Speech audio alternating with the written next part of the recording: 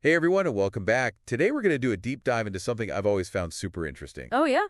Yeah, it's this thing where, uh, you know how the dates for Ramadan always seem to be changing? Mm-hmm. It's like one year it's spring and the next is like practically winter. Uh-huh, right. So we found this French article, and it's got some really interesting stuff about why that happens. Cool. And get this, it even talks about how in the future, Ramadan might even end up like right in the middle of a holiday season. Wow. Okay, so where do we start with this? Well, the article really dives into like the whole calendar thing and how we measure time. Right, because the Islamic calendar is different than the one most people use, right? Exactly. So maybe you can like give us a quick rundown on that. Like what makes the Islamic calendar different? Sure. So Ramadan is the ninth month of the Islamic calendar, which is also known as the Hijri calendar. Oh, the Hijri calendar. Okay. Yeah, and it's based on the cycles of the moon, which is why it's called a lunar calendar.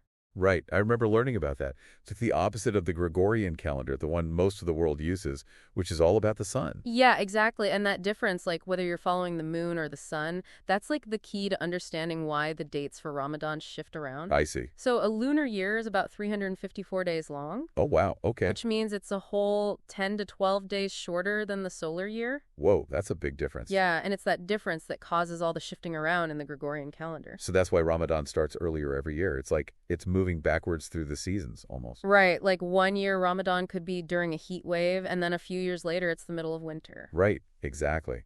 That's so interesting. And it's interesting to think about, too, like for many people, Ramadan is about so much more than just the time of year. Yeah. It's this period of intense, like, spiritual reflection and renewal, and that focus, that meaning, it stays the same no matter when Ramadan falls. Oh, that's a really good point. It's more about the spiritual aspect than being tied to like a specific season. Exactly. Okay, so there's something else I wanted to ask about. The article mentions this thing called la nuit du doute. Ah, yes, the night of doubt. What is that exactly? So even though the Islamic calendar is lunar, there's still some uncertainty about the exact day Ramadan begins each year. Really? Yeah, and that's where the night of doubt comes in. Okay. So on the 29th day of the month before Ramadan, which is called Shaban, Shaban. Okay. religious authorities in many Muslim communities, including in France, they go out and actually try to see the new crescent moon in the sky. No way, they actually go out and look for the moon, like with their own eyes. Yep. Wow, I had no idea. So they don't use any like telescopes or calculations or anything? It's a pretty amazing mix of like science and tradition. That's so cool. And it can be really tricky, too, because the new crescent moon is so faint that it's only visible for like 20 minutes right after sunset. Wow, so they have to have like really good eyesight. Yeah, for sure. So what happens if they don't see the moon on the night of doubt?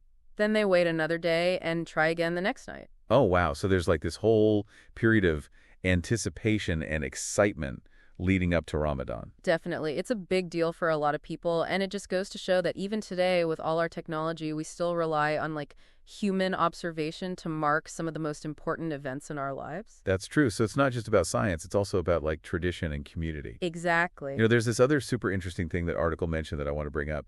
So it says that in like 2030 and 2031, Ramadan might actually fall during the holiday season. Yeah, I read that part too. It's pretty wild to think about. It's like, could you imagine celebrating both at the same time? I know, right? Talk about a cultural mashup.